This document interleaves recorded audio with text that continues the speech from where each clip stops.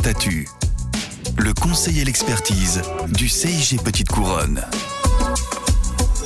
Bonjour à tous et bienvenue en ce début d'année pour un nouvel épisode de Minute Statut Actu.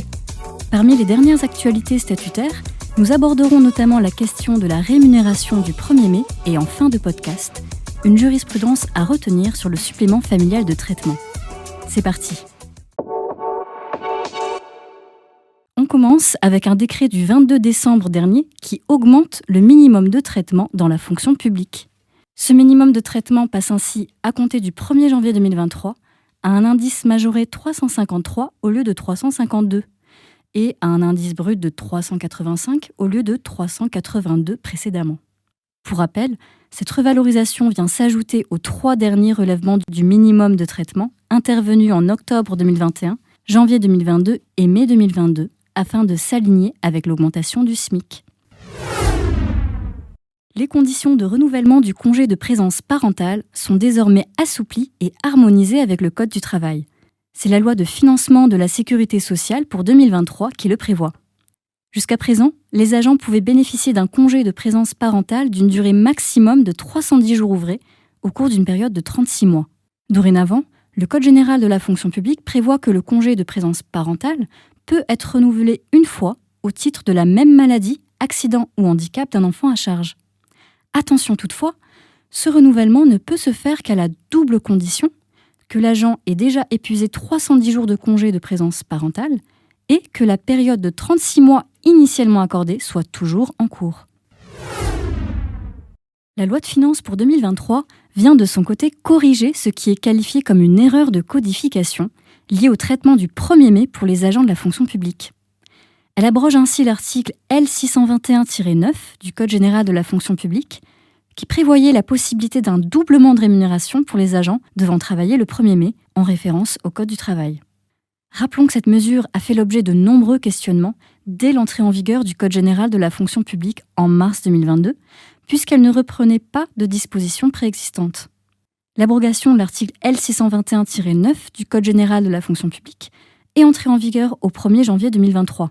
Ainsi, les agents concernés ne pourront plus, légalement, bénéficier d'un doublement de leur rémunération le 1er mai 2023 et les années à venir, comme cela a pu être exceptionnellement le cas en 2022. Autre actualité issue de la loi de finances pour 2023. La mesure dérogatoire prévoyant la possibilité pour les médecins contractuels employés en tant que médecins de prévention ou de médecins de travail d'exercer leurs fonctions jusqu'à 73 ans au lieu de 67 ans a été pérennisée. Cette mesure devait initialement prendre fin le 31 décembre 2022, mais elle a finalement été inscrite dans un nouvel article L556-11-1 du Code général de la fonction publique. Vous l'aurez compris, cette mesure intervient dans le contexte actuel de crise sanitaire majeure et vise à pallier un manque d'effectifs. Parlons chiffres maintenant.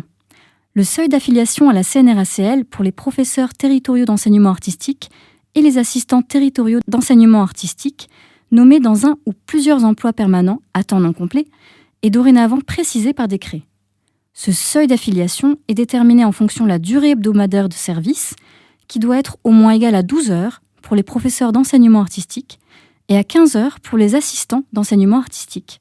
Jusqu'à présent, ces seuils étaient fixés par instruction générale de la CNRACL et non par un texte réglementaire. Pour les collectivités qui n'appliquaient pas encore ces seuils, soyez donc vigilants puisque ce décret entre en vigueur rétroactivement le 1er mars 2022. Poursuivons avec une jurisprudence à retenir sur le supplément familial de traitement. Les enfants de fonctionnaires qui ne résident pas en France ouvrent droit au supplément familial de traitement. C'est ce qu'il ressort d'un arrêt du Conseil d'État du 19 décembre dernier.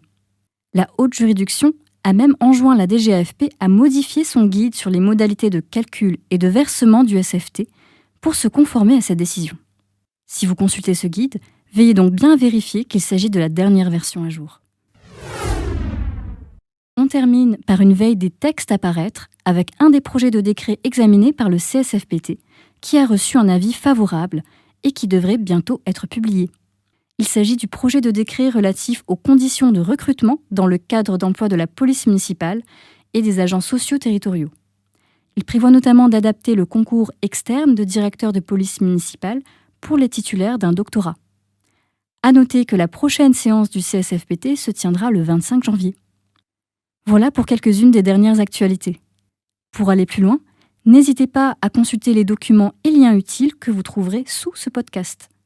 Pour les affiliés, vous pouvez vous inscrire en complément à ce podcast à notre webinaire dédié à l'actualité statutaire qui aura lieu le 1er février prochain, en passant par le site internet du CG Petite Couronne dans l'espace Abonnés.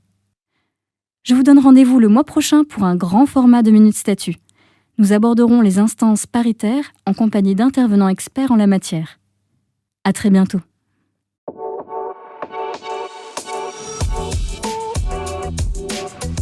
Minute Statut, le conseil et l'expertise du CIG Petite Couronne.